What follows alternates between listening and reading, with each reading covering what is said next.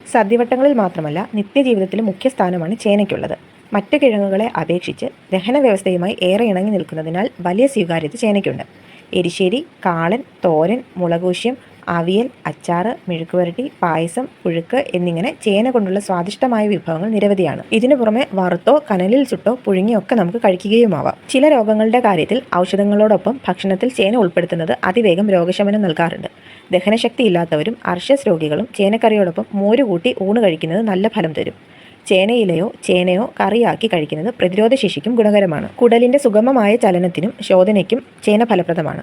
കൂടാതെ അർശസ്, ദഹന പ്രശ്നങ്ങൾ, അതിസാരം, സന്ധിവേദന, ആർത്തവ പ്രശ്നങ്ങൾ, ആസ്മ, വാദം എന്നിവയുടെ ശമനത്തിനും ചേന വളരെ ഗുണം ചെയ്യും. പ്രമേഹമുള്ളവർക്ക് പ്രധാന ഭക്ഷണത്തിന്റെ സ്ഥാനത്ത് അരിയും ഗോതമ്പും ഒഴിവാക്കി ചേനയ്ക്കൊപ്പം പയറ് ചേർത്ത് പുഴുക്ക് മാത്രമായി ആഴ്ചയിൽ 1-2 തവണ കഴിക്കാം. പോഷകങ്ങളുടെ കലവറയാണ് ചേന.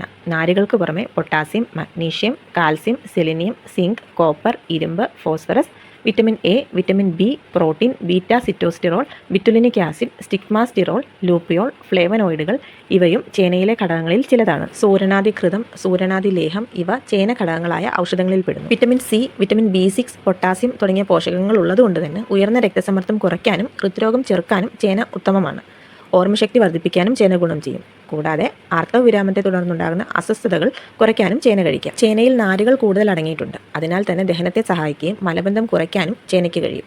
ശരിയായ രീതിയിൽ പാകം ചെയ്ത് ചേന മിതമായ അളവിൽ സ്ലിമ്മിംഗ് ഫുഡായും ഉപയോഗിക്കാവുന്നതാണ്. എസെൻഷ്യൽ ഫാറ്റി ആസിഡ് ഉള്ളതിനാലും കൊളസ്ട്രോൾ നിയന്ത്രിക്കാൻ സഹായിക്കുന്നതിനാലും ഇവ ഹൃദയാരോഗ്യം സംരക്ഷിക്കാനും ഉത്തമമാണ്. മിക്ക വിറ്റമിനുകളും മിനറലുകളും പ്രോട്ടീനും അടങ്ങിയ ചേന ബാലൻസ്ഡ് ഡയറ്റിൽ ഉൾപ്പെടുത്താൻ പറ്റിയ ഭക്ഷണമാണ്.